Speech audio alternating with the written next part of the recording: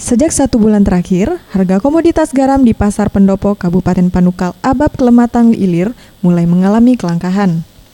Langkanya komoditas garam mengakibatkan harga garam terus merangkak naik. Salah satu pedagang di Pasar Pendopo, Sukatmi, mengatakan harga garam yang sebelumnya di kisaran harga Rp1.500 hingga Rp2.000 per kilonya, naik menjadi Rp3.000 per kilonya. Sekilo sekarang 3.000. 2.000. Biasanya? Biasanya 2.000. 2.000. Naik Iya. ya? Iya. Kalau sepak berapa? Sepaknya modal selawe.